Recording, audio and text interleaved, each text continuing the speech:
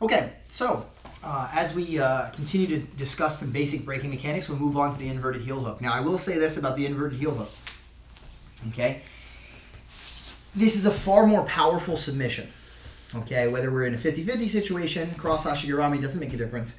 Okay, just by the nature of our own biology as human beings, for whatever reason, okay, it's much easier. My training partner's leg is much more pliable as he gets turned in this direction as opposed to getting turned in this direction, all right? And it's so much easier for me to achieve breaking pressure from a position like this, okay? Any form of my legs coming to the inside, all right, or even outside, from this situation where his leg's across my hip, all right, will be considered an inverted heel hook, okay? Now, as far as the actual mechanics are concerned, okay, placement is fairly similar, okay? You can get away with poor mechanics in an inverted heel hook because it's so strong. Even if you go armpit, elbow, and you do all of these things that I had mentioned before, okay, it's very tight, and I can lean back a little bit and drive my hips in, and I mean, you're gonna get people to tap, okay? So you're gonna get some false positives sometimes. What do I mean by false positives? Well, I'm referring to a situation where, like, my opponent taps, and I'm like, yeah, I did it. I did a good job. It's like, well, not necessarily.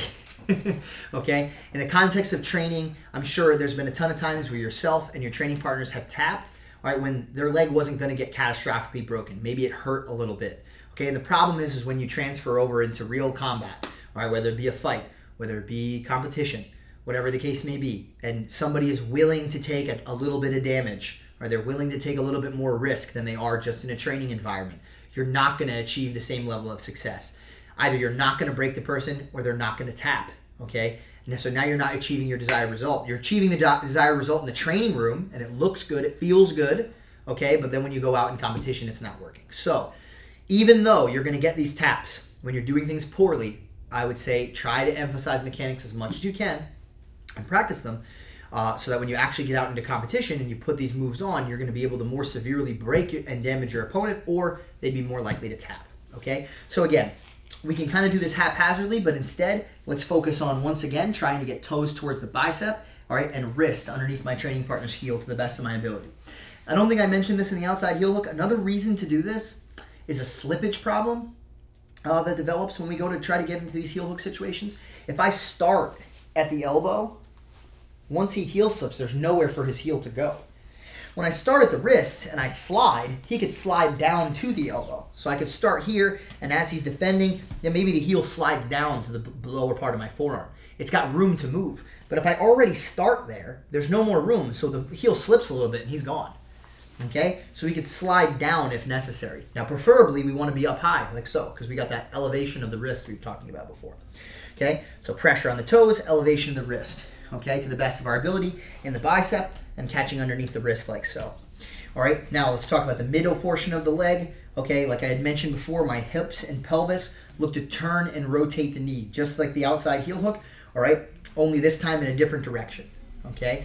All right, as I turn my training partner's foot, the foot gets turned in this direction, okay, towards me, okay, while the knee is gonna get turned in this direction towards you guys, okay? What's very, very important, and a lot of people screw this up from an inverted heel hook situation, if we're gonna get real breaking leverage, get your ass off the mat, okay? You really have to lift your butt and hips off the floor. When you lay on the mat, I'm not gonna tell you you can't break somebody.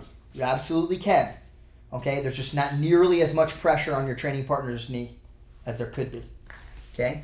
So I'm going to push down with my legs and lift my butt off the floor.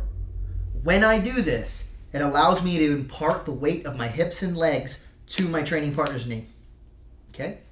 As opposed to just kind of a slow drive here, okay, where I can kind of lightly press my hips in. Now, with my hips up off the ground, I'm really able to turn and rotate and lay weight onto my training partner's knee. So I lift, I put pressure on the toes, and watch as I kind of come up onto the knee here with my hips up in the air, and I press my hips down and into my training partner's knee. Okay? Once again, there also has to be a connection at the end. Okay? There's got to be a connection to my training partner's hip in some way. There's a ton of different ways to do it. something has to cross the plane of his hip. I just can't do something like this where there's no control of the hip. Watch as his hip leaves the ground, okay, and I can't control enough to break. Okay, he has to be pinned down. That's what my legs are doing. Okay, my hips have to leave the floor, and I have to rotate my upper body around the foot. Okay, I'm going to try to reposition so that you guys can see as much of the mechanics as possible. Okay. One other thing I'll mention, actually we'll talk about this, we'll talk about that in a later part of the DVD. I was going to talk about head position, but we'll get to that when we get to more advanced lessons. So that's a pretty good basic overview of inverted heel hook breaking mechanics.